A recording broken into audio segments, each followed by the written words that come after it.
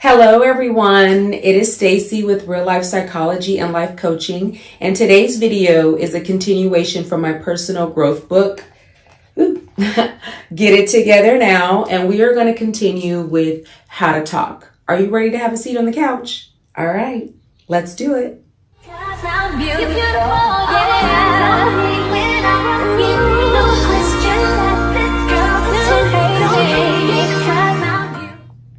Hi everyone, and thank you for joining me this Sunday. I am Stacy Jewell with Real Life Psychology and Life Coaching, and we are going to continue on with Chapter 7 from my self-help book, Get It Together Now. It's basically a book to help change your perspective on yourself so that you can live your best life. We are talking about Chapter 7, which is changing your mindset. And in the last video, we were talking about how to think. In this video, we are going to talk about how to talk. There are 5 topics. The first one is you speak to your coworkers and boss with respect. Talk to your family with respect as well. It's simple. If you go into your job, you are not going to tell your boss what you're not going to do, what this and that is, and, have attitude and rolling your eyes and shaking your head and, and whatever. You're going to go in there and explain to them, I am so sorry that this happened, but I need this, and this. And that's the same thing your family and friends deserve and need, is the respect and the tone and the body that you give them. Speak to your family and friends as if you were speaking to your boss and coworkers. You can be, and this is when there is a complaint. So I'm not saying every day, when you're on the phone, you're speaking to them in a certain way. I'm saying when there is a negative situation, because we all tend to take negative situations differently than the positive ones. So when you are speaking to someone in your family or your friends or your spouse or whatever, and it is a negative topic, you have to kind of check yourself in your tone and how you talk to them and give them that same respect, because they don't know that you're mad. Sometimes they are caught off guard. That you have to give them a chance to understand what you're saying before they start reacting just like you're acting, because they're caught off guard by what you're saying. So it's all about the approach. So when you are in a negative situation, speak to your family and friends as if you would a boss or a coworker. Number 2. Take the time to listen to what people are telling you, even if it is negative about you, before responding. So don't just listen for a chance to jump in. Some people are not actually listening to what is being said to them because they're just sitting there like, okay, she said this. So you're having a whole conversation in your mind before you're even taking the time to listen to what they're saying and then think about it and then respond. So that way, when it's your turn to respond, you're actually giving them a valid point. And this is hard for me as well, because sometimes people are saying things and in my mind, I'm like, okay, I got to address that. I got to address that. I got to address that. And it's not that I don't want to listen. It's just that I'm trying to make sure I'm focused on exactly what they're saying so I can address all the points. But if you're not actively listening, it's hard to actually hear and gain what they're trying to say to you, because you're not really focused. You're just listening for a rebuttal. You're not listening for the heartfelt conversation that they're actually giving you. So you really have to take the time and be patient. And then if you have to ask them again, okay, I'm sorry, what was it? The second part, you just have to make sure that you're focused and you're actually listening. Not listening for a rebuttal, but listening to what they are saying. Number 3, talk with understanding. We all get frustrated. We have to learn how to control our tone, our body gestures, our eye movements when we're talking to people. When we're upset, we have this aggressiveness about us, and we want people to get it. We're frustrated. We're mad. You need to understand, this is what I'm trying to tell you, and I want you to understand it now. But all that, all that's going to get you is the same thing in return, because guess what? You can give it, so can other people. So it's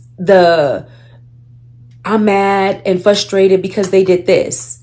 Sometimes I actually have to take some time and walk away, because in that moment, if I say something, it's probably going to be that. It's probably going to be da da da da da. But once I actually take the time and calm down, I am a little bit more lighthearted in how I say it. My gestures aren't as frustrated, like, I done told you 15 times that I am tired of you doing this. What do you keep doing it for?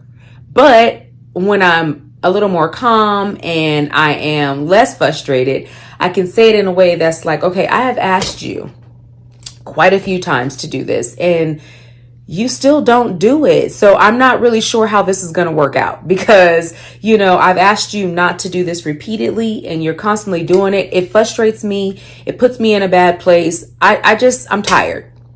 And people are receptive to that as well. So you have to talk with understanding. You have to let people understand you, because what happens is when you're frustrated, you're rambling, you're mad, your body gesture is different, your tone is different, and people do not want to deal with that. Number 4, talk with respect.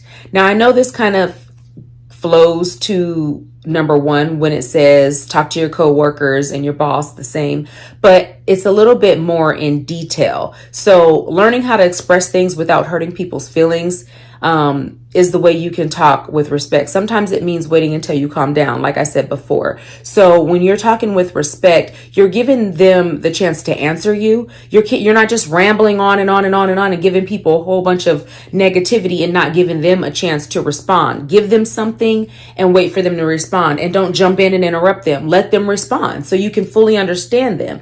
And then also with that, you have to learn how to express yourself. So when it comes to talking to different people, you have to be able to understand everybody doesn't understand your point of view. And this goes to how to think. The first video, everybody doesn't understand why you get frustrated. I like things clean. Everybody doesn't like things clean. Things that are not clean frustrate me. It is the darndest thing, but I am a clean person, and anybody that knows me knows that I'm going to be picking up and moving stuff back and cleaning up. Sometimes I don't even want to have a get together because I know the whole time I'm going to be cleaning up instead of actually getting together. I'm working on it, but I just learned that when I talk to people, I have to talk to them with that same respect and try not to hurt their feelings, which means saying things in a way where they understand it, they comprehend it, they know that I'm serious, and then they can vocalize to me what they're going to do to clear that up. Number 5, understanding your audience. Now, this is kind of my favorite in how to talk because some people really grasp it in a way that's understandable. So just like you talk to kids, you have to be clear, you have to be concise, and you have to be understandable. Some people can relate to you while others can't. When you talk to kids, you make sure they understand you. You have to do the same thing with adults. So you're not being fake, you're being understandable. With a kid, you're going to tell them, you did this. When you did that, you hurt my feelings, or you did this, or you did that. Don't do that again. Or even with younger kids, you're like, don't do that. You might hurt yourself if you do that. Stop playing with that. You're going to break it. You're explaining to them why they're doing something that's wrong and giving them the reason so that they fully understand that. You have to do that with adults. We cannot assume that every adult grew up in the household that you did. Some people had more aggressive parents. Some people have parents that let them do whatever they want. And then there's the ones in between. And you don't know what line of, how close they were to either side of that. So when you go to talk to an adult, never assume that they grew up with the same type of parenting you did. You have to make them understand, okay, when you stayed out until 10 p.m. at night, I was worried, I was frustrated. I thought you might have been cheating. I thought you might have been doing this and that and this.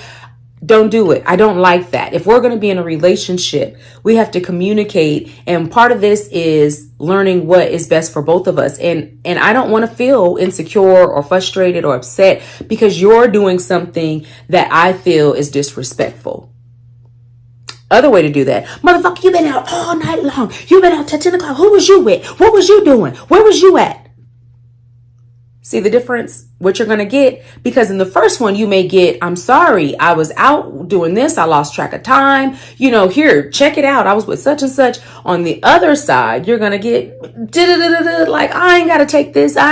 Don't talk to me like you crazy. There's so many different ways to handle situations, and talking is communication, and communication is key.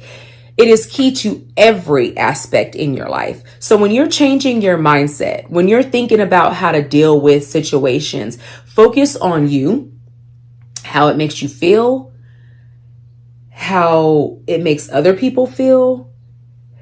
Deal with your total package, like how your body is reacting. Are you frustrated? Are you cringing? Can you not sleep? Are you, constantly thinking about this over and over?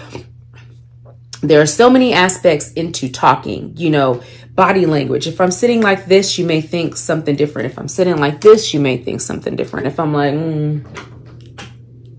It's all about communication, and learning to talk and how to talk to people is going to help you in your relationships. Now, this is going to help you determine the people that are really there to support and nurture and build with you, and those that are just around just to be around. And that's how you can determine different things and how you communicate. If you're communicating with someone and you're doing it to where you feel it's the right way, you're frustrated, but you're still giving them all the information they need to change, or you're giving them all the information they need to treat you the way you want to be treated, and they're not doing that, then that's when you have to, think about some things. But for right now, your communication is the biggest part of every relationship, and you should take it seriously. So, with that said, self-help book, get it together now, learning how to think, change your mindset, and how to talk. Next week, we are going to talk about how to be in private. Ooh-wee. All right, you guys, have a wonderful Sunday. I hope this helped you out a little bit, and I hope that you guys are doing well. Enjoy your week. Bye.